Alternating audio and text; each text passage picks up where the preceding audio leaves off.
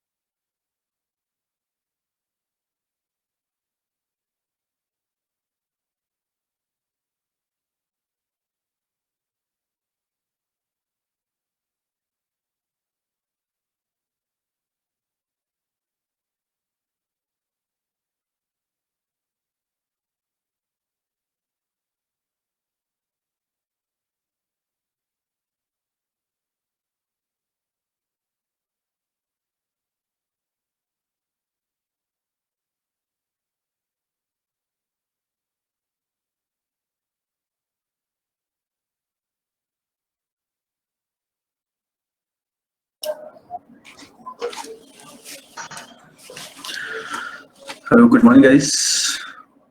Good morning. Okay, तो आज आपकी तीसरी क्लास है. जी sir. Okay, and we will start with pronouns. Yes sir. है ना, pronounce start करना है. आप लोग अनाउंस हो चुका है? Yes sir. चलिए, nice.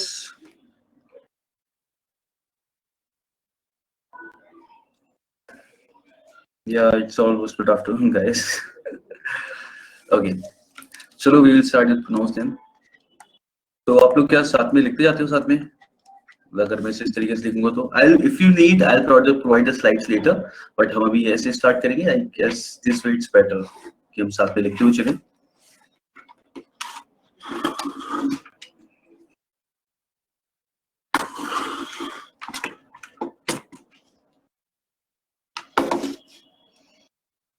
गाइस चलिए शुरू करते हैं. Okay, so what are pronouns? सबको पता है ये चीज?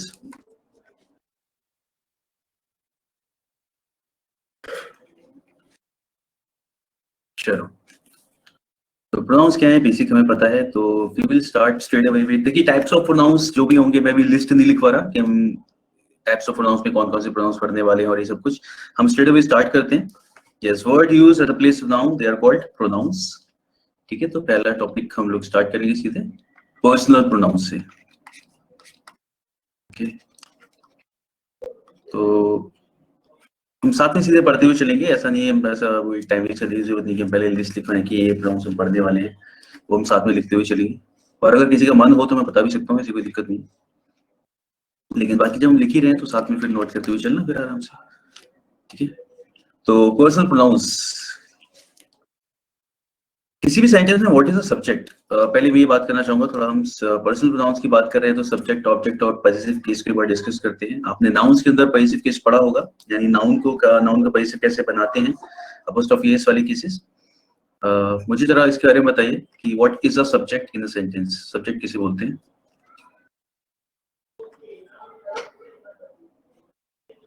क्योंकि प्रोनाउंस की बात कर रहे हैं हमें, तो सब्जेक्ट, ऑब्जेक्ट या वर्ड्स हमें सुनने और बोलने पड़ते हैं कई बार. सर जो डूअर ऑफ एक्शन होता है वो. Yes, doer of the action. The doer यानी जो भी एक्शन करता है सेंटेंस के अंदर, वो हमारा सब्जेक्ट होता है. बिल्कुल सही.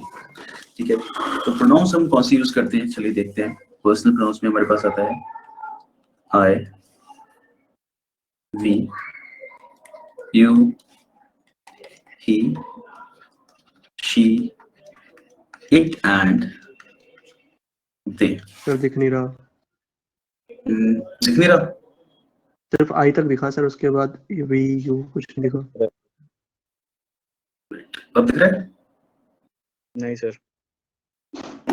ये सब क्यों हो रहा है? चलिए फिर देखते हैं फिर से. नहीं दिख रहा है सर. माइट भी नेट प्रॉब्लम हो. हाँ, आई गेस ऐसे ही होगा बिकॉज ऐसे तो देखना चाहिए. चलिए देखता हूँ फिर से. आई दिख रहा है अभी भी? नहीं सर, कुछ नहीं. आई भी है हुआ. सर दे दिख रहा है. अब आपने अब रब कर दिया उसे. ओके, चलो इसका मतलब नेट की प्रॉब्लम हो रही है कुछ ऐसा. स्लो दिख रहा है बेसिकली। स्लो दिख रहा है यहाँ। सर अगर आप वीडियो ऑफ कर लेंगे तो फिर सही मतलब हो जाएगा। अगर मैं अपना वीडियो ऑफ करके देखूं, हाँ सर। चलिए एक बार ट्राई करते हैं।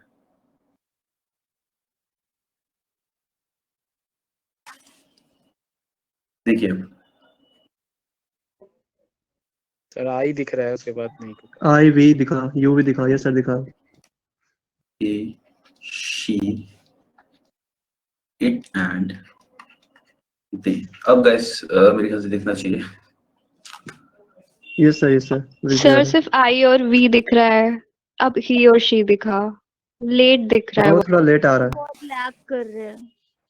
श्योर, फिर थोड़ा सा वेट करते हैं, मतलब हम आगे बढ़ते हैं, आना शुरू हो जाएगा वो।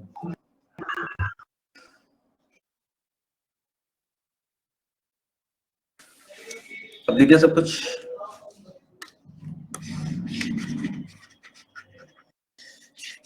तो प्रोनाउंस पढ़ते हैं, बस मैं आगे का ये ऊपर का मैंने रब कर दिया। चलिए अब देखते हैं आगे। ना दिखे तो बताना, फिर हम कुछ और उपाय निकालेंगे इसका। तो हमें पता है नाउन्स में 3 केस होते हैं। प्रोनाउंस जो हमारे होते हैं 3 फॉर्म्स होते हैं उनकी, subjective, objective and possessive. Cool, चलिए विजिबल है तो अच्छी बात है। अब आगे बढ़ते हैं। ठीक है, तो नहीं कुछ नहीं छूटा है किसी का, बस अभी हम स्टार्ट कर रहे हैं। चलिए, तो subjective, objective and possessive case होते हैं। अगर हम बात करें, एक सेंटेंस लिखता हूं मैं इस तरीके से, ऑल्दो मैं जानता हूं सबको ही पता होगा, फिर भी हम यहाँ से शुरू करते हैं एक बार। आई हेल्प्ड हिम। ठीक है, तो हमने बात की थी कि सब्जेक्ट क्या होता है, सब्जेक्ट इज द डूअर। तो यहाँ पे सब्जेक्ट ये रहा आपका, this is your verb and this is your object. अगर मुझे बोलना होगा उसने मेरी हेल्प की, तो I will say it like this, he helped me. Now action ये कर रहा है, तो इसके लिए मैंने ही की इसके लिए सब्जेक्ट हमारा ही है यहाँ पे, एंड हेल्प क्या है हमारा, verb, and this is your object. Now अब यहाँ पे देखते हैं इस चीज को। अगर ये हमारा सब्जेक्ट है, अगर मैं अपने लिए आई यूज कर रहा हूँ, अगर मैं सेंटेंस के अंदर सब्जेक्ट हूँ तो अपने लिए आई यूज करता हूँ, लेकिन इसी सेंटेंस में अगर कहीं पे ऑब्जेक्ट हूँ तो अपने लिए यूज करता हूँ मैं मी। वैसे ही थर्ड पर्सन की अगर हम बात करें सिंगुलर की, अगर वो ऑब्जेक्ट है तो उसके लिए हम ही हिम यूज करते हैं, एंड अगर हमारा थर्ड पर्सन सब्जेक्ट है तो उसके लिए हम लोग ही यूज करते हैं। यही फॉर्म्स होती है हमारी पर्सनल प्रोनाउंस की। ठीक है, जब हम लोग बात कर रहे हैं सब्जेक्ट, ऑब्जेक्ट और पजेसिव केस की, तो इसी तरीके से हम लोग डिसाइड करते हैं। ठीक है, यानी किसी भी सेंटेंस में जो प्रोनाउन आना है वो हम इसीलिए अकॉर्डिंगली यूज करते हैं, अकॉर्डिंग टू द फॉर्म, जो या जो भी काम वो सेंटेंस के अंदर कर रहा है उसके अकॉर्डिंग। ठीक है, तो चलिए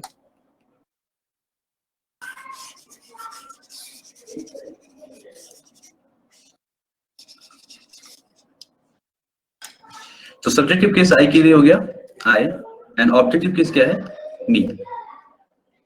पजेसिव केस क्या होगा, पजेसिव का मतलब सबको पता है, क्लियर है कि व्हाट इज पजेसिव। सर जब हम किसी भी चीज पे अपना पोजीशन डिफाइन करते हैं। डिफाइन करते हैं, हम बोलते हैं कोई चीज हमारी है, कोई चीज मेरी है, पोजीशन यस दिखाते सर, हैं। यस सर, बिल्कुल सही। Yes sir, yes sir. ठीक है, ओनरशिप दिखाना या कुछ भी इसका अधिकार दिखाना, यस। तो ऐसे दिखा रहे हैं, दिस इज माय समथिंग और this thing is mine, right. Yeah. चलिए, next is we. Subjective case हमारा वी है, ऑब्जेक्टिव केस क्या होता है यहाँ पे, अस, है ना। जहां भी किसी को भी डाउट हो कि क्या होता है ऑब्जेक्टिव केस, तो बस हम उसी सेंटेंस को कर सकते हैं, we helped him, he helped us. तो हमें पता है कि वी के लिए अगर हम लोग प्लूरल में हमारे लिए बात कर रहे हैं तो उसके साथ हम जो ऑब्जेक्टिव केस लगाते हैं वो अस होता है। पजेसिव केस आता है यहाँ पे, our and ours. Next is you.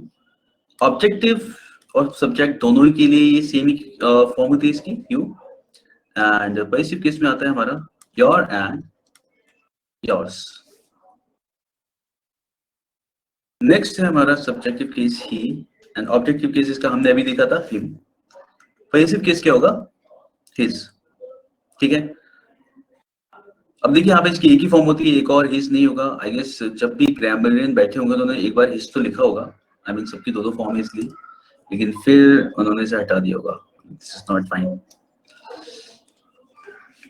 चलिए, she, objective case is her, possessive case क्या होता है, her and hers. It. Objective case यहाँ पे भी क्या आएगा, इट ही होता है, यानी ऑब्जेक्ट सब्जेक्ट के लिए भी इट यूज करेंगे, ऑब्जेक्ट के लिए इट यूज करते हैं।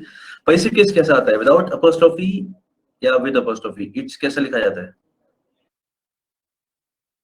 अपोस्ट्रोफी के साथ है या ITS without? without IT without apostrophe, S is correct. देखिए विद अपोस्ट्रोफी जो बनता है, कुछ लोग बोले विद अपोस्ट्रोफी जो होता है, इट्स, इसका मतलब होता है इट इज। ओके, इसके लिए इट इज बोलते हैं हम लोग। और यहाँ पे क्या आएगा, यहाँ पे जो आएगा विदाउट अपोस्ट्रोफी आता है, it's. Correct. Yes, sir. Yes, चलिए देन आता है हमारा दे। सब्जेक्ट दे ही होगा, object is them, and passive case is their and theirs. Okay, now the personal pronouns बोलते हैं हम लोग, क्योंकि तीन पर्सन के बारे में बात करते हैं। This is first person, you is second person, and he she it they, this is third person. ठीक है, तो आई और वी क्या होता है हमारा? फर्स्ट पर्सन होता है, यानी कि मैं अपने लिए सिंगुलर बात कर रहा हूँ या फिर अपने लिए प्लूरल बात कर रहा हूँ। कैमरा ऑफ किया, एक्चुअली ये अटक रहा था, लैग हो रहा था इसमें, है ना? तो आई और वी हमारा क्या होता है? First person, you is second person, and he she it they, ये क्या है हमारा? Third person. ओके, तो फर्स्ट पर्सन कौन होता है? मैं जो बोल रहा हूँ, आई एम फर्स्ट पर्सन, या फिर हम दो लोग अगर बैठे होते, हम बोल रहे होते, तो वो फर्स्ट पर्सन होता। मेरी बात जो सामने सुन रहा है वो हमारा क्या है? Second person, you is second person, और हम दोनों के अलावा भी हम जिसकी भी बात करेंगे वो सब क्या होगा? Third person. तो वो अगर हम इसकी बात कर सकते हैं, ही शी इट, किसी पर्सन सिंगुलर की बात कर रहे हैं, मेल या फीमेल, तो ही और शी हो सकता है। इट किसी ऑब्जेक्ट है किसी भी चीज के लिए, दे प्लूरल के लिए, या फिर हम यहाँ पे किसी का नाम भी अगर लिखेंगे, किसी के नाम की अगर हम बात करेंगे, तो वो भी क्या हो जाएगा हमारा? थर्ड पर्सन में आएगा। ठीक है, आई होप ये क्लियर है सबके लिए। Yes, sir. Yes, Yes, sir. चलिए कूल। अब हम बात करते हैं यहाँ पे जो हमने पैसिव केस लिखे है, माई एंड माइन, इसमें क्या डिफरेंस है? इफ आई से दिस इज माई बुक, और ऑन कर लो, चलिए एक बार ऑन करके देखते हैं कैमरा।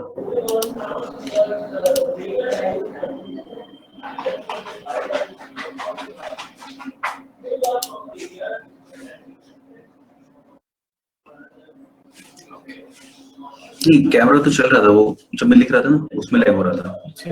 हाँ, अब देखते हैं अगर सही चल रहा होगा। दिस बुक इज माइन, इसी तरीके से यूज करते हैं वैसे, दिस इज माई बुक और दिस बुक इज माइन। दिख रहा है सबको साथ में? लैग तो नहीं आ रहा बीच में? Late आएगा सर, late. आ रहा है? सर अभी तक late आ नहीं रहा है। आया। हाँ, अभी तक तो ऐसा नहीं आया। ओ, इंटरनेट इशू है सर। इंटरनेट इशू है। वो कैमरा ऑफ करने से ही जाएगा sir. There is no other way.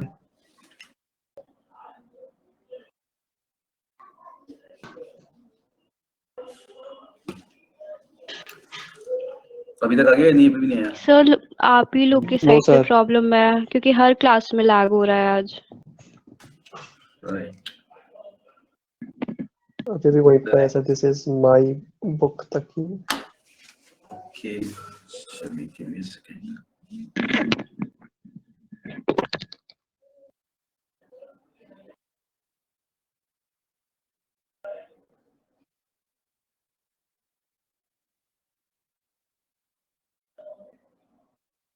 चलिए फिर से बंद कर देता हूँ, देखिए अगर तो ज्यादा तो बात कर लेंगे।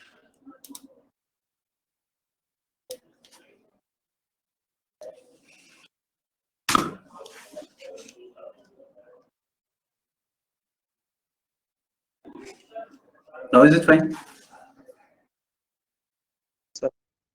Yes sir. दिख रहा है अब? नहीं सर सर, दिख रहा है, प्लीज राइट समथिंग। राइट, नहीं दिख रहा है सर। नहीं सर, कुछ नहीं दिख रहा है। चलिए give me just 1 minute, I'll just ask them to clear this.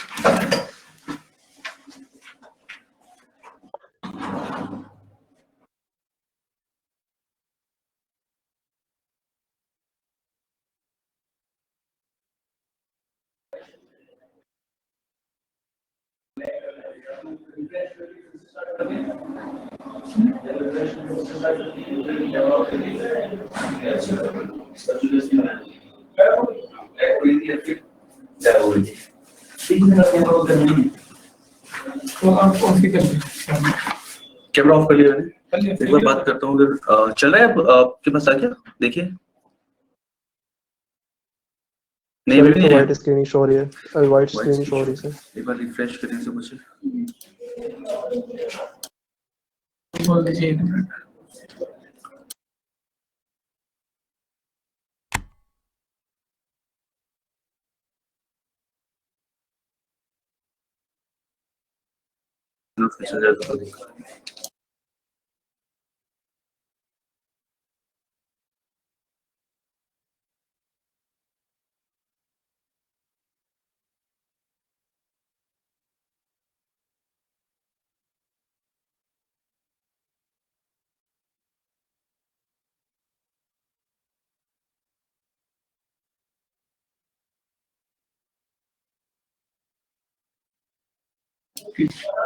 हाँ सर दिखा।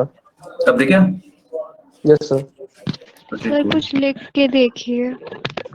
मैं रब करके देखता हूँ।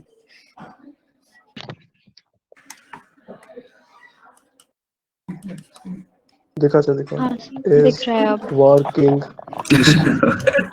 चलो सर आपने वर्किंग लिखा है। या I just asked is it working. Cool then. चलिए इसे समझते हैं और इसे थोड़ा अच्छे से लिखते हैं।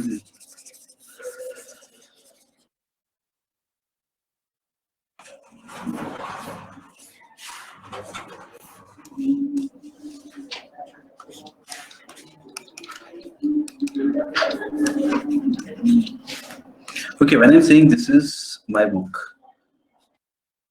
and this book is mine. Okay. जब यहाँ पे देखते हैं these two, ये दोनों वैसे तो देखा जाए तो हमारे क्या है, these are possessive pronouns, but when we use them in a sentence, जब sentence में use करते हैं, this work like possessive adjective and this is possessive pronoun. Okay. देखिए क्या कहा जाता है कि it is always followed by a noun. यानी कि अगर आप बात करते हैं, एक बार नीचे फिर से बताता हूँ यहाँ पे, जो हम इस तरीके से लिखते हैं my book, ठीक है, my is always followed by a noun, मतलब इसके आगे हमेशा noun लगेगा ही। और ये कहता है कि it always qualifies the noun, जो उसके बाद में आता है उसे हमेशा क्वालिफाई करता है, उसके बारे में एक्स्ट्रा इन्फॉर्मेशन। देखा जाए तो बुक के बारे में एक्स्ट्रा क्या पता चल रहा है कि बुक किसकी है, वो किसकी वजह से पता चल रहा है, my की हेल्प से, ठीक है। तो my is possessive adjective and mine is possessive pronoun. Although हम लोग सेंटेंस में आपसे पूछा नहीं जाता क्या चीज क्या है, बट हमें पता होना चाहिए कि सेंटेंस कभी भी योर पे एंड नहीं हो सकता। योर्स पे एंड होता है ना, this book is yours, this book is yours, ठीक है। तो योर के आगे भी हमेशा क्या लगेगा, कोई भी नाउन आएगा। तो इनमें यही डिफरेंस है जो हमने देखा। तो ये हमारे क्या है, पैसिव प्रोनाउन है and this is passive adjective. तो my, your, my, our, your, his, her, इनके बाद जनरली हमेशा एक नाउन आएगा ही आएगा, ठीक है। क्लियर है चीज? तो अगर मैं एक सेंटेंस लिखता हूँ, एक सेंटेंस लिखता हूँ, दिस इज हिज बुक, या फिर दिस बुक इज हिज, ठीक है। अब बताइए दोनों सेंटेंस सही है या एक सही है, गलत है, क्या बोलेंगे इसमें हम? सर सेकंड वाला जो स्टेटमेंट है वो पोसेशन डिफाइन कर रहा है, और ऊपर वाला? सर ऊपर वाला मतलब वो पॉजिटिव एडजेक्टिव जो भी आपने बताया वही। हाँ सही दोनों है ना। हाँ जी सर। देखो कई बार क्या होता है, हम लोग इस वाले सेंटेंस को, जैसे कुछ लोग हैं उन्हें शायद ये गलत लग सकता है, ये थोड़ा अनकॉमन है बोलना, ठीक है, इतना कॉमनली इसे बोला नहीं जाता, हम ज्यादा कॉमनली इसे बोलते हैं and this is slightly uncommon. तो लेकिन दोनों सही हैं, ठीक है, याद रखना है कि करेक्ट दोनों हैं, बस ये क्या है, ये कम बोला जाता है और ग्रामर कुछ इस तरीके से काम करती है, अगर हमने नहीं सुना है तो वो गलत है, राइट। बहुत सारी चीजें इस तरीके की होती है कि अगर हम लोगों ने नहीं सुना है तो हमें गलत ही लगता है। और ऐसा उसी केस में भी होता है ना हमारे साथ, जब हम लोग एरर्स निकाल रहे होते हैं तो बहुत सारी चीजें होती है कि हमने सुन रखा है तो उसके अकॉर्डिंग लगा देते हैं कई बार, जहाँ पे वो रूल ध्यान नहीं आ रहा होता, तो हम उस तरीके से जज करते हैं सेंटेंस को कि यार सुनने में सही लग रहा है नहीं लग रहा है। ठीक है, तो ये दोनों ही सही है, या this is also correct and this is also correct, क्योंकि हिज की हमारे पास एक ही फॉर्म थी। यहाँ पे हम इसकी अगर बात करें हमारे पास एक ही फॉर्म थी, तो हम इसी को यूज करते हैं दोनों ही तरीके से। ठीक है, और बाकी तो सारी यूजेस हमें पता ही है। तो ये हो गया हमारे पर्सनल प्रोनाउंस। ठीक है, तो आगे बढ़े, क्लियर है सबके लिए? Yes sir. चलिए, कोई भी सवाल हो आप पूछते चलिए साथ में। नेक्स्ट लिखते हैं, इसी के अंदर हम लोग यूजेस ऑफ सब्जेक्टिव केस। तो ऐसा कुछ अलग से कुछ खास यूज ऐसा नहीं है, बस हम यहाँ पे समझेंगे कि कहाँ पे सब्जेक्टिव केस को हम लोग लिखने वाले हैं, कहाँ पे यही लिखा जाएगा। पहला लिखिएगा with to be form of verbs. Be form of verbs कौन से होते हैं हमारे? Is, am, are, was, were होते हैं। तो Yes, ये sir. कहा जाता है कि हाँ, तो ये कहा जाता है जब भी हम इसे यूज करेंगे तो जो आगे आएगा इसके आगे साथ जो हम लोग प्रोनाउन यूज करेंगे वो सब्जेक्टिव केस में होना चाहिए। तो जैसे इस बार होता है ना, इट इज या इट वाज आई और it was me I'm to be blamed. who helped him। It was I और it was me who helped him, तो यहाँ पे क्या आना चाहिए? I am होगा sir.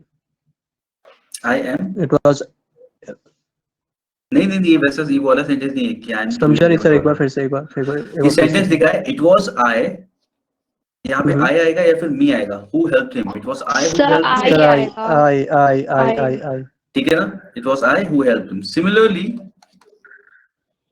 it was he who is responsible for the loss। ठीक है, तो यहाँ पे आपको ध्यान रखना है it was he होगा, it was him नहीं होगा। ठीक है, तो कई बार ये एक्चुअली ना कॉमन पार्लांस में लोग बोलने में यूज करते हैं यहाँ पे him। ठीक है, कई बार लोग यहाँ पे बोल देते हैं लेकिन him गलत होगा। it was he who is responsible for the loss। तो ये वो इंसान है जो इसके लिए लॉस के लिए रिस्पॉन्सिबल है। क्लियर है चीज? हाँ, यस। तो इनके साथ हम लोग हमेशा क्या लिखते हैं? सब्जेक्टिव केस ही साथ में लिखते हैं। अब देखो सर, एक और यहाँ पे साथ में एक बात बताना चाहूंगा। जब हम लोग हु सवाल पूछते हैं या फिर हु रिलेट करने के लिए यूज करते हैं तो हमारा आंसर हमेशा क्या आता है? सब्जेक्टिव केस आता है। जब हुम यूज किया जाता है, एक क्वेश्चन हो या फिर रिलेट करने के लिए यूज किया है, तो हमेशा क्या होता है? Objective case. ऑब्जेक्टिव। ठीक है, इनफैक्ट ये कहा जाता है कि हु जो है ना सेंटेंस के अंदर हु अगर लिखा गया रिलेटिव प्रोनाउन की तरह, तो हु हमारा सब्जेक्ट की तरह ही एक्ट करता है। ठीक है, एंड जब आपका क्वेश्चन हु होता है, ठीक है, तो आपका आंसर हमेशा क्या मिलता है? Positive case.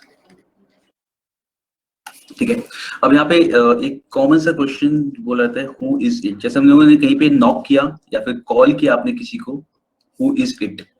ठीक है, तो इसका आंसर हम लोग जनरली क्या देते हैं? इट्स मी और आई। इट्स आई होना चाहिए। या देखो, अब हम बोलने की बात करें तो बोलने में मी चल जाता है लेकिन लिखा आई नहीं होना जाएगा। चाहिए। या तो करेक्ट क्या होगा? इट्स आई और इट इज आई। ठीक है, ये आपका हमेशा करेक्ट होगा। तो क्योंकि हमें देखना है सवाल हु है, तो उसके साथ हम लोग क्या लगाएंगे? सब्जेक्टिव केस ही लगाएंगे। सब्जेक्ट। यस, ठीक है। तो ये तो हमारा केस हो गया कि जहाँ पे हम लोग लिखने वाले हैं इस एम आर वॉज वर, यानी कि जो हमारी to be form of verbs है उसके साथ हम लोग आगे जो लगाते हैं हमेशा सब्जेक्टिव केस लगाते हैं। चलिए, तो आई गेस क्लियर है सबको, सब सही बता रहे हैं। नेक्स्ट लिखते हैं, नेक्स्ट पॉइंट इसमें आएगा ऑलवेज कंपेयर सब्जेक्टिव केस या सब्जेक्टिव केस या सब्जेक्ट बोल सकते हैं केवल विद अ सब्जेक्टिव केस।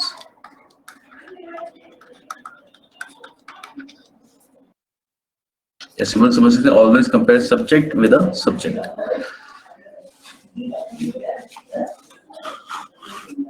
ठीक है, he earns more than, ठीक है। तो वी नो कि हम, हाँ हमें पता है, हम बोलने में एक बार को हम हमेशा मी बोलते हैं, अभी भी शायद हम अगर दोबारा बोलना होगा किसी से बात करते हैं तो हम मी ही बोलेंगे, लेकिन करेक्ट यहाँ पे क्या होगा, आई। He earns more than I. Similarly, I earn more than he.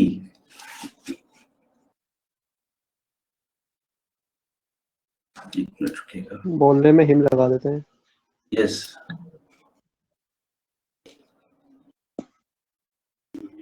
ई लगाएंगे तो लोगों को लगेगा इंग्लिश नहीं आती। एक्चुअली हाँ, एक्चुअली अगर हम इसे एक्सटेंड करके बोले I earn more than he earns, तो ये सुनने में अच्छा लग रहा होता है। देखो ये वो काम कर रहा है ना, जैसे हम कई बार सेंटेंस को इस तरीके से बोलते हैं कि सुनने में सही लगना चाहिए, तो ये देखो सुनने में सही लग रहा है, ठीक है। I earn more than he earns सुनने में सही लग रहा है, या फिर हम इतना भी बोलते हैं I earn more than he does, ये भी सुनने में अच्छा लग रहा है। लेकिन ये कहा जाता है कि this is superfluous, it is not required, क्योंकि यहाँ से ही हमारी बात समझ में आ जा रही है। और अब समझते दोनों को सब्जेक्ट में क्यों लिखा जा रहा है, बिकॉज यहाँ पे देखा जाए तो एक्शन कौन सा हो रहा है, अर्न करना। ये भी अर्न कर रहा है और ये भी अर्न कर रहा है, दोनों ही डूअर है। जब दोनों डूअर है तो दोनों सब्जेक्टिव केस होने चाहिए, और जब दोनों ही अर्न कर रहे हैं इसलिए हम उन्हें कंपेयर कर पा रहे हैं। तो बस सीधी सी बात है कि जब भी हम इस तरीके से कंपैरिजन करेंगे तो हम क्या करेंगे, हमेशा सब्जेक्ट से ही करेंगे, सब्जेक्ट का।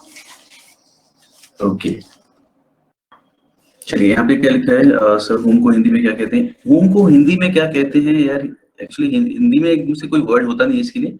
हम जब भी कुछ सेंटेंस बात कर रहे होते हैं तो जिन्हें या जैसे इस तरीके से लोगों के लिए बोला जाता है, हम जब सेंटेंस में से यूज करेंगे तो आप अच्छे से समझ पाओगे। मैं बताऊंगा आपको कि होम और हु को कब यूज किया जाता है, और तो जो या जिन्हें इस तरीके से जब बोलना होता है तो हम होम यूज कर लेते हैं, लेकिन आप एकदम करेक्ट ट्रांसलेशन जैसा नहीं है इसका, बिकॉज हम दो लैंग्वेज अलग अलग तरीके से लिखते हैं, अलग अलग तरीके से बोलते हैं।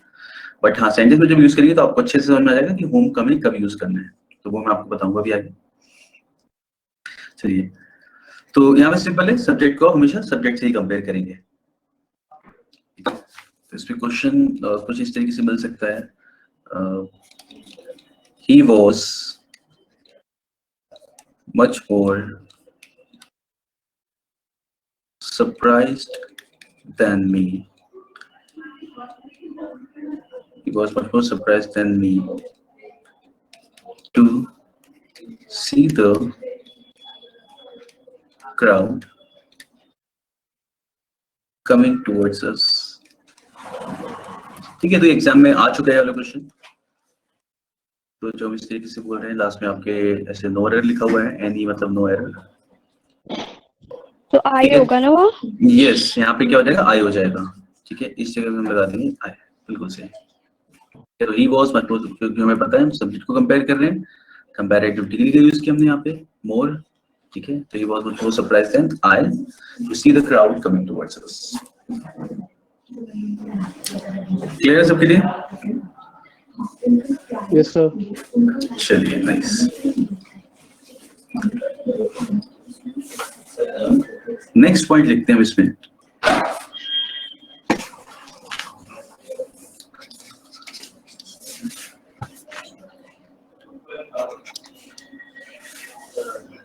सब्जेक्टिव केस का नेक्स्ट यूज होगा when verb is used to express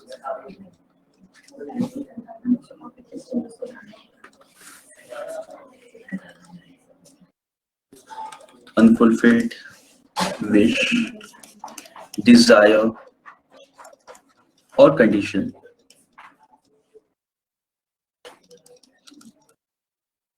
then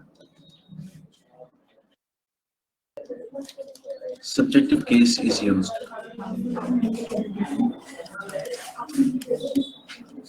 subjective case use मतलब जब भी प्रोनाउन यूज किया जाएगा तो उसका सब्जेक्टिव केस ही आएगा। देखिए, वर्ब का एक यूज, जो हम लोग वर्ब की बात कर रहे हैं, वर्ब क्या है, प्रोनाउन है हमारा, ठीक है। इस सॉरी वर्ब क्या है, हमारा वर्ब है।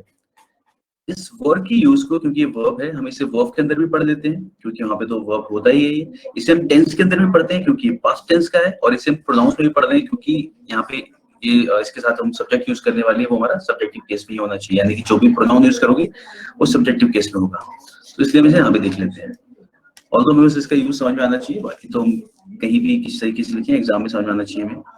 तो इसे कैसे यूज किया जाता है? जब हम इस तरीके से बोलते हैं अगर मैं तुम्हारी जगह होता तो ऐसा करता, कैसे बोला जाएगा ये? If I were at your place.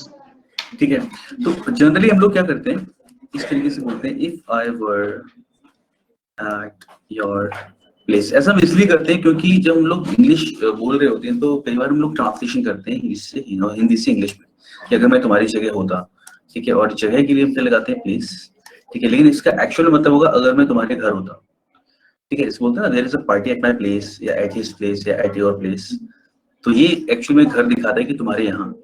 जब भी आपको बोलना होगा कि अगर मैं तुम्हारी जगह होता, तो आप कैसे बोलोगे? If I were you,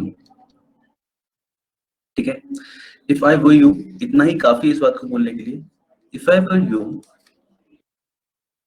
I would have helped him. इस सेंटेंस का मतलब हो जाएगा कि अगर मैं तुम्हारी जगह होता तो मैं उसकी मदद करता, या मैंने उसकी मदद की होती, ठीक है। तो आपको याद रखना हमेशा इफ आई वर यू इतना ही काफी है। अब यहाँ पे हम लोग पढ़ रहे हैं अगर वो तुम्हारी जगह होता, अगर मुझे बोलना है तो यहाँ पे क्या आएगा? इफ ही वर यू, ठीक है। तो ध्यान रखना है यहाँ पे ही आएगा और यहाँ पे वर ही आएगा। तो सेंटेंस का स्ट्रक्चर जब भी आपका इस तरीके से है, इफ प्लस सब्जेक्ट, तो साथ में जो आएगा आपका वर्ब आएगा वो हमेशा क्या आएगा? वर ही आएगा, ठीक है। और साथ में हम लोग आगे सब्जेक्टिव केस यूज करते हैं इसके आगे, ऐसे लिखा जाएगा।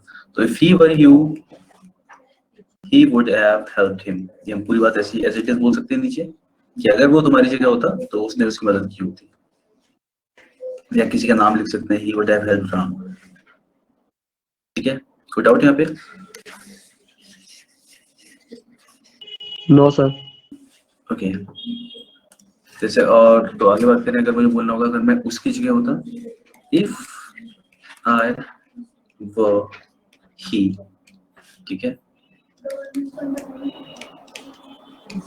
I would not have done that. मैं कुछ भी सेंटेंस यहाँ पे बनाते जा रहा हूँ साथ में, समझते चलिए। अगर मैं उसकी जगह होता तो मैंने ऐसा नहीं किया होता, ठीक है। तो एग्जाम में जब मिलता है क्वेश्चन, कभी कभी एरर अगर निकालना हो तो बस उसे गलत करना होता है ना उन्हें, तो कैसे भी कर सकते हैं। वर्क की जगह वॉश कर देंगे, हिम की जगह ही की जगह हिम कर देंगे, तो आपको पता है ये दोनों गलत हैं। यहाँ पे हम सब्जेक्टिव केस लिखेंगे एंड वर आएगा साथ में, ठीक है। तो इस तरीके से ही बोला जाता है। और यहाँ तो हमने ये प्रोनाउन के सेंस में पढ़ दिया कि यार प्रोनाउन जो भी आएगा वो आपका हमेशा सब्जेक्टिव केस में आएगा इसके साथ में। और बाकी हम अगर वर्क का यूज पढ़ ही रहे हैं तो हम थोड़ा सा और समझ सकते हैं एक चीज। अगर मुझे ऐसे बोलना होगा, सर लास्ट सेंटेंस समझ नहीं आया। ये वाला if I were he, sir ये जो अभी आपने बताया कि एग्जाम में आएगा एरर डिटेक्शन के पॉइंट ऑफ व्यू से, तो सर मतलब वो वाला एक बार प्लीज रिपीट कीजिए। अच्छा देखो ये सेंटेंस सही है अभी जो दिख रहा है हमें, है ना? जी If I sir. were he, I would have done that. Sentence का मतलब होगा अगर मैं उसकी जगह होता, I would not have तो done मैंने that. वैसा नहीं किया होता। नहीं किया होता। एग्जाम में क्या करते हैं? वर्क की जगह क्या लिख देते हैं? was, या फिर he की जगह him, ठीक है। मतलब क्वेश्चन अगर आएगा तो कुछ इस तरीके से आ सकता है, if I was him, okay. या फिर उसे नहीं करना होगा इतना भी तो ऐसे भी कर सकते हैं, if I was he, मान लो ये इतना कर दिया, लेकिन आपको पता है कि if लगा रखा है तो यहाँ पे क्या आना है? वर ही आना है। इसलिए मैंने बताया था कि वर की जगह was आएगा तो was भी गलत होता है और him भी गलत होता है। सही क्या होता है? Were and he। क्लियर हुआ? Yes sir. ठीक है, देखो इसके यूज को तो इस तरीके से भी बोल सकते हैं। कई बार क्वेश्चन जब अगर हमें देना होगा तो ऐसे भी बोल देंगे, if I was a bird, I would fly. ठीक है, if I was a bird, I would fly. यहाँ पे क्या आएगा? वर आएगा, ठीक है। जहाँ भी आपको कुछ विश करना है ना, कि अगर आप बोलते यार इफ अगर मैं अमीर होता, इफ I were rich, ठीक है, इस तरीके से बोला जाएगा। एक सेंटेंस था, अगर गांधी जी जिंदा होते तो क्या होता। If Gandhi ji was alive, ऐसे करके कुछ सेंटेंस था, सही से याद नहीं मेरे को, लिख देता हूँ प्रीव्यू में। If Gandhi was alive he would start weeping. He would start weeping at the present condition of India. ऐसा कुछ था। At the present condition of India. Yeah, to see the present condition of India, something like was like that. You got just got the idea कि sentence कुछ इस तरीके से था। तो ऐसा लगा था गांधी जी was alive, ठीक है। तो it sounds correct, एक बार को सुनने में सही लगता है, but we know यहाँ पे क्या आएगा, was should be replaced with were, बिल्कुल सही, ठीक है। तो if Gandhi ji were alive, yes, ठीक है। तो हमें ये ध्यान रखना है कि अगर सेंटेंस का स्ट्रक्चर हम कुछ इस तरीके से लिख रहे हैं, इफ करके कुछ विश कर रहे हैं, और आज से हम लोग इसे बोलने पे भी ध्यान दे सकते हैं। देखिए ग्रामर और ये सब कुछ ठीक है, हम एग्जाम के लिए तो सीख ही रहे हैं, लेकिन अगर हमें कुछ ये खुद बोलना भी है या कहीं और कुछ लिखना भी है तो हम इसका ध्यान रखेंगे। If you are writing something like this, if plus subject, then इसके साथ में हम क्या लगाते हैं, वर लगाते हैं, वॉज नहीं आएगा ऐसे केस में। अगर मैं, तो इसीलिए ऐसा बोलते हैं, अगर मैं वहां होता, या फिर किसी से बोला जाता है ना, देखो इफ तो का यूज तो पढ़ लिया, कई बार ऐसे हम आई विश सीधे यूज करते हैं, I wish I were there, ठीक है, I wish I were there, या फिर I wish you were here, ठीक है। तो इफ लगा सकते हो या फिर आई विश भी लगा सकते हो, तो इस तरीके से होता है। बाकी इसको हम लोग डिटेल में आगे पढ़ेंगे, इससे कुछ जुड़े हुए 2 रूल्स और हैं वो, लेकिन फिलहाल यू गॉट द आइडिया कि जब भी वर्ड इस तरीके से लिखा जाने वाला है, यानी कि हम जो अभी पढ़ रहे हैं उस पर क्लिक करके रहते हैं कि अगर ये लिखा जाने वाला है तो हम लोग प्रोनाउन का भी सब्जेक्टिव केस यूज करने वाले हैं, और वॉज तो आएगा ही नहीं ऐसे केस में, हमेशा वर ही आएगा। क्लियर है किसी को, कोई डाउट यहाँ पे? No sir. खूब, चलिए नाइस, आगे बढ़ते हैं। नेक्स्ट देखते हैं हम लोग ऑब्जेक्टिव केस कहाँ पे यूज करेंगे। अगेन बहुत बड़ा कुछ रूल जैसा नहीं है, बस हम ध्यान देंगे कि हाँ यार इस जगह पे ऑब्जेक्टिव केस आता है, ठीक है। जैसे अगर मैं लिखता हूँ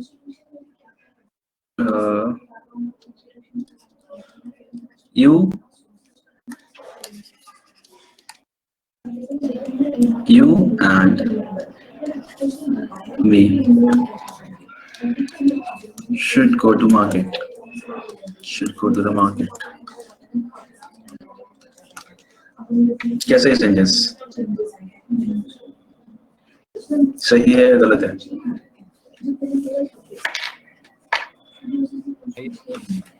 सही है, सही लगता है, सही लगता है, ठीक है। लेकिन यहाँ पे तो बच रहा, हाँ करेक्ट, पुनीत मी की जगह आई होगा,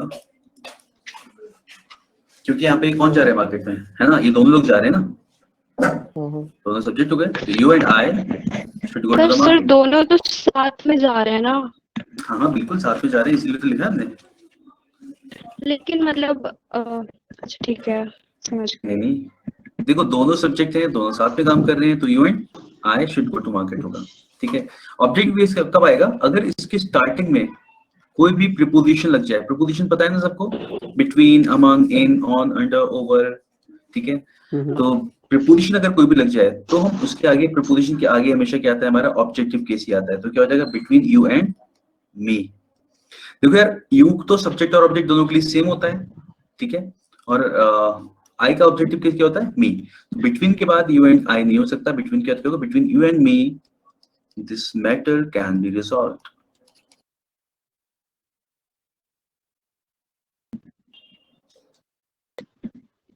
ठीक है, कुछ इस तरीके से हम लोग बोलेंगे, between you and me this matter can be resolved, यहाँ पे आ जाएगा।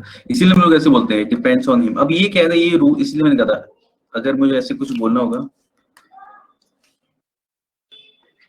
इट डिपेंड्स ऑन हिम, ठीक है। तो ये ज्यादा रूल जैसा नहीं लग रहा, क्योंकि ये चीजें तो हम हमेशा सही बोलते ही हैं, इसमें तो कुछ गलती करते ही नहीं है। आफ्टर यू, आफ्टर हिम, ठीक है, ऐसी चीज में तो हम गलती करते ही नहीं, क्योंकि बोलने में ही हम लोग सही बोलते हैं हमेशा, और गलती यहाँ पे इन चीजों में हो सकती थी, ध्यान रखना है। अगर आप जनरली ऐसे बोलने वाले हो कोई सेंटेंस, तो हम क्या करेंगे, यू के साथ में आई लगाएंगे।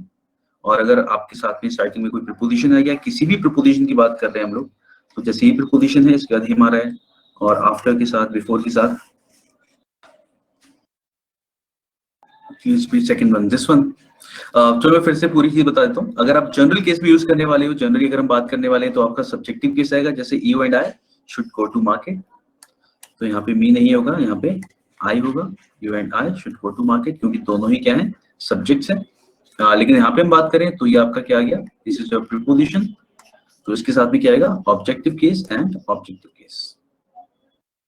ठीक है, तो बिटवीन, यानी अब सीधी सी चीज है कि ऑब्जेक्टिव केस जहां भी यूज कर रहे हैं उसके साथ में प्रीपोजिशन आएगा। चलिए तो फिर आगे बढ़ते हैं।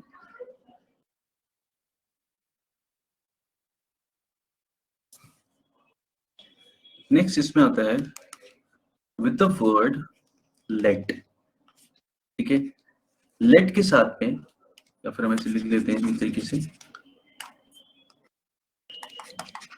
With the word late. ठीक है, तो लेट के साथ में आपका क्या आएगा, हमेशा ऑब्जेक्टिव केस आएगा। तो ये नॉर्मल सेंटेंस तो हमें पता ही है, लेट मी गो, लेट हिम गो, इसमें तो हम गलती करते ही नहीं है, हम हमेशा ऑब्जेक्टिव केस ही लगाते हैं।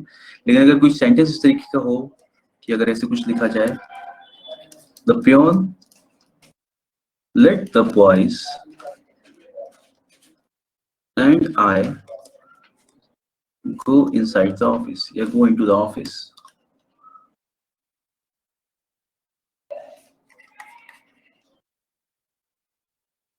ठीक है, तो यहाँ पे हमने लेट लिख लिया, तो बॉयज तो चलो नाउन है, इसमें तो हम कुछ चेंज करेंगे नहीं, तो यहाँ पे क्या हो जाएगा, यस, आई की जगह हो जाएगा यहाँ पे मी। ठीक है, यस, तो आई की जगह हम ये लगा देंगे, the peon late the boys and me go into the office. Clear वाली चीज? Yes sir. यस, तो डायरेक्ट ऐसी चीजों में तो हम लोग गलती नहीं करते हैं। हाँ, इन चीजों का भी ध्यान रखना होता है कि सेंटेंस में अगर पहले कहीं इस तरीके से यूज किया गया और ये इन्हीं सब्जेक्ट्स के लिए किया जा रहा है, इन्हीं वाले प्रोनाउंस के लिए किया जा रहा है, तो वहां पे हम लोग हमेशा ऑब्जेक्टिव केस लगाएंगे। ठीक है, तो ये वो कुछ केसेस हैं जहाँ पे हमें पता है, वैसे तो बोलते भी जनरली सही ही है, ऑल्दो हम लोगों ने रूल पढ़ दिया तो हम एक्स्ट्रा केयरफुल होकर ध्यान दे सकते हैं, या फिर एटलीस्ट हमें पता है कि ऐसा क्यों होता है।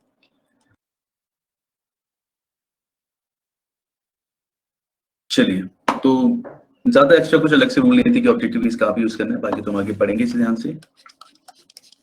नेक्स्ट में एक सेंटेंस लिखता हूँ, आई, you and he went to the picnic। ठीक है, अब सेंटेंस हमने पढ़ा, सेंटेंस में समझ में भी आ रहा है कि मैं, तुम और वो पिकनिक करें। देखो, ये सुनने में सही लग रहा होता है लेकिन ये सही नहीं होता, और यहाँ पे हम लोग पढ़ेंगे रूल 231। तो रूल 231 क्या कहता है कि जब भी आप एक जनरल सेंटेंस में किसी भी सेंटेंस के अंदर अगर आप एक सेंटेंस में अगर आप पर्सनल प्रोनाउंस लिख रहे हो, तो उसका ऑर्डर जो होना चाहिए वो ये होना चाहिए। 231 क्या दिखा रहा है, second person, third person, then first person. ठीक है, तो यहाँ ये वाला सेंटेंस गलत होगा, इस वजह से यहाँ पे सही क्या हो जाएगा, you, I and he. You, know, third person क्या होगा, ही एंड आई, सॉरी। हाँ, you, he and I. I went to the ठीक है, picnic. हाँ, second person, third person, then first person. तो you, he and I went to the picnic। ठीक है, ये होगा सही। हाँ, तो यू, ही एंड आई होगा, इस तरीके से लिखेंगे हम लोग, second person, third person, then first person. चलिए, तो ये तो हो गया जनरल केस। इसीलिए अच्छा, एक और चीज थी, जैसे मैंने वो सेंटेंस लिखा था ऊपर, ये वाला, you and I should go to market, इसको मैं कभी भी आई एंड यू नहीं लिख सकता था, I and you should go to market, तो ये गलत हो जाता। ठीक है, क्योंकि हमें रूल क्या फॉलो करना है, 231। यानी कि अगर आप दो प्रोनाउंस की भी बात कर रहे हो तो क्वेश्चन इस तरीके से भी मिल जाता है कई बार, अगर कोई सिंपल सा सेंटेंस है और वो चाह रहे हैं आप इस पर भी ध्यान दो, तो ऐसे मिल जाता है, I and you should go to the market.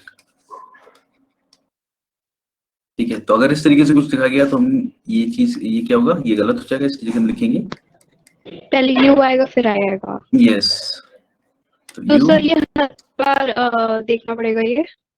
हाँ ये आपको ध्यान रखना होता है और ये फिर हमारी आदत में आ जाता है, मतलब ये जब भी आप कुछ लिखोगे तो आपको याद ही रहेगा, ठीक है, इजी होता है। अच्छा। हाँ अच्छा, इसमें साथ में फिर एक और चीज आती है, रूल 1 2 3 कि first person, second person, third person कब लगाते हैं हम लोग, यानी ये ऑर्डर कब रहेगा। इसमें देखिए ये ऑर्डर रहता है व्हाइल एडमिटिंग अ मिस्टेक,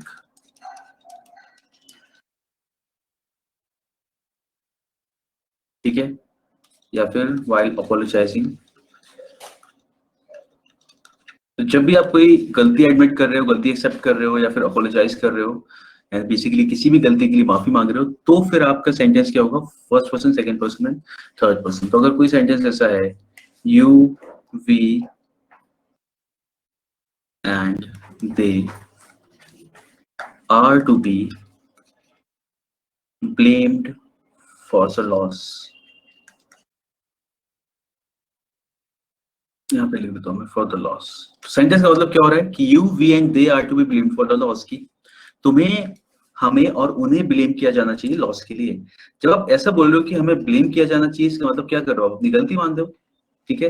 तो जब भी आपको ऐसा दिख रहा होगा कि someone is accepting the mistakes या किसी चीज की रिस्पॉन्सिबिलिटी ले रहे हो, ठीक है, यहाँ पे कुछ भी हो सकता था, you we and they are responsible for the loss, या वी आर गिल्टी, ऐसा कुछ होता है, you we and they are guilty. तो जब भी अब खुद को गिल्टी बताना, खुद को ब्लेम अपने ऊपर लेना या फिर गलती के लिए माफी मांगना, उसके इसमें आप क्या करते हो, first person, second person, then third person. तो यहाँ पे क्या हो जाएगा, वी यू एंड दे, ठीक है। तो we you and they are to be blamed for the loss. कोई डाउट इसमें, क्लियर हुआ?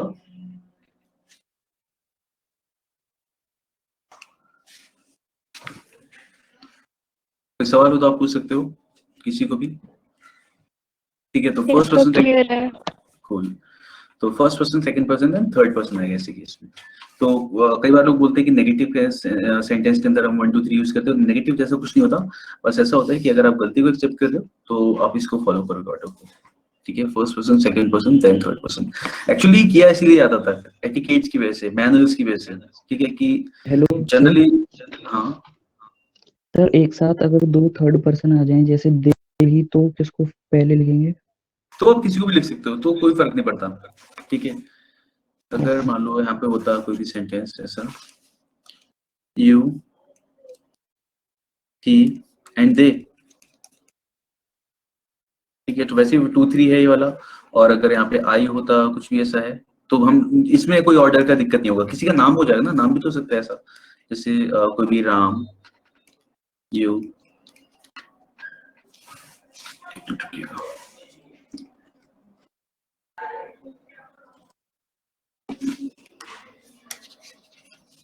ठीक है, अगर हम सुने Ram you and I R guilty for the loss, या कुछ भी, फॉर द लॉस बोल सकते हो या कुछ भी, या we are responsible, something like that. तो राम यू एंड आई की केस में क्या हो जाएगा, अच्छा ये तो हमने सेकंड पर्सन, थर्ड पर्सन लगा दिया, कुछ और लिखना है यहाँ पे, राम थर्ड पर्सन लगाए हैं, जॉन, ठीक है, हमने दो नाम ही लिख लिए अगर, तो क्या हो जाएगा, आई राम एंड जॉन, ठीक है। अगर होता है यहाँ पे आई ही एंड राम, ठीक है, तो इसमें कोई फर्क नहीं पड़ता, आप इसे कैसे भी लिख लोगे, ठीक है। तो दोनों ही थर्ड पर्सन है, तो जैसे सेंटेंस में लिखा है वैसे लिखे रहने दो, और कुछ और लिखने की जरूरत ही नहीं है। तो आपको केवल क्या करना है, आई अगर आप बाद में लिखा है, ही आई एंड राम ऐसा कुछ बोल दिया गया है, तो फिर से लिख लेते हैं तो समझ आएगा। तो अगर ऐसे बोलने की कोशिश की गई है कुछ, ही आई एंड राम आर रिस्पॉन्सिबल, तो आपको सिंपल बस सेकंड पर्सन से यहाँ पे मतलब है, बाकी दोनों तो थर्ड ही हैं, इनसे फर्क नहीं पड़ेगा। तो आप क्या करोगे, खुद को पहले रखोगे आई ही एंड राम, ठीक है। तो दो सेकंड पर्सन, दो थर्ड पर्सन अगर है तो सेंटेंस में कोई फर्क नहीं पड़ेगा, उसे आप कहीं भी लिख सकते हो। क्लियर है चीज?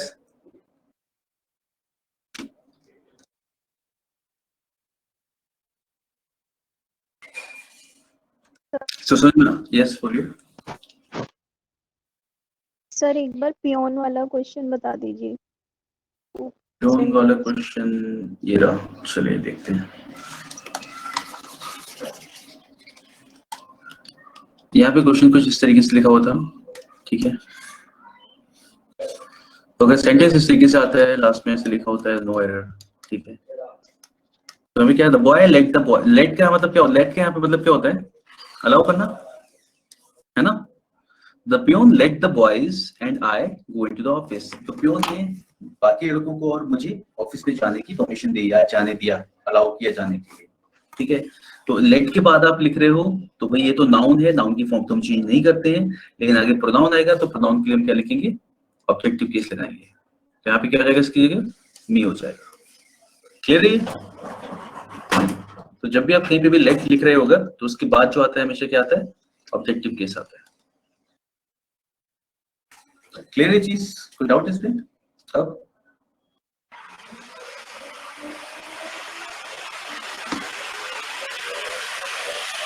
समझ में आ गया कोई पियोन वाला एग्जांपल? Yes sir. ओके, तो अगर कुछ भी डाउट हो भी मुझे बता दीजिए, तो हमने देखा है। ठीक है, तो आज हमने देखा सबसे पहले, तो आप इसे साथ में देख भी सकते हो, हमने सब्जेक्टिव ऑब्जेक्टिव केस यानी कि पर्सन प्रोनाउंस करे थे, उसके बाद हमने सब्जेक्टिव केस के यूजेस देखे, देन ऑब्जेक्टिव केस का यूज देखा, देन हमने 1 2 3 2 3 1 वाला रूल पढ़ा। ओके, आई गेस सब क्लियर होगा। आई गेस नेक्स्ट क्लास में हम इसके बाद स्टार्ट कर पाएंगे। एक्चुअली बैकग्राउंड में भी शायद यहाँ पे कुछ काम चल रहा था, शायद उसकी आवाज थी। Now it's fine. Next class में हम लोग पढ़ेंगे डिस्ट्रीब्यूटिव प्रोनाउंस।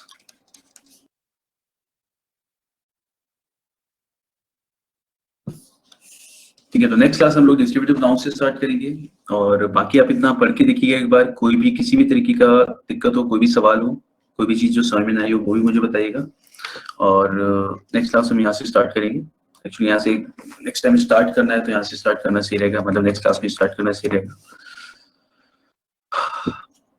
ठीक है, और क्वेश्चंस भी हम लोग फिर साथ में करते चलेंगे कुछ कुछ। वैसे तो मैं हर रूल के साथ में थोड़ा क्वेश्चन बताते जाता हूँ, और बाद में भी हम एक्सरसाइज करेंगे इसके लिए। और अभी कुछ डाउट हो तो आप पूछ सकते हो।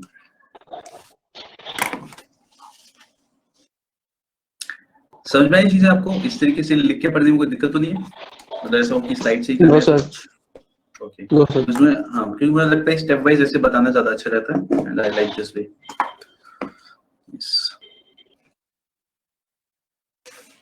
चलिए गाइस, तो फिर हम लोग मिलते हैं नेक्स्ट क्लास में, एंड तो हम सेशन को आगे बढ़ेंगे। Okay, thank you guys. बाकी आप एक बार देख लेना जो भी है, ताकि हम आगे जो भी कुछ पढ़ें और उसे आपको थोड़ा सा याद रहे। पहले वाले से अगर देखिए, रूल्स एक्चुअली एग्जाम में पूछे नहीं जाते कि क्या कहाँ पे हो रहा है, बस हम टर्म्स को यूज करते हैं कि सब्जेक्टिव केस है, या फिर यहाँ पे नेक्स्ट रूल एक्सप्लेन करते समय हमें जरूरत पड़ती है कि बिटवीन के बाद ऐसा आ रहा है। तो रूल्स की जरूरत केवल उतनी होती है कि क्वेश्चंस अगर करें तो आपको याद हो जाए, मतलब याद आ जाए कि हमने कहाँ पढ़ा था। तो रूल्स रटने की जरूरत नहीं पड़ेगी आपको बिल्कुल भी।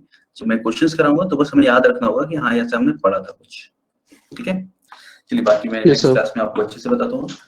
चलिए, thank you. Okay sir, thank you sir, thanks a lot.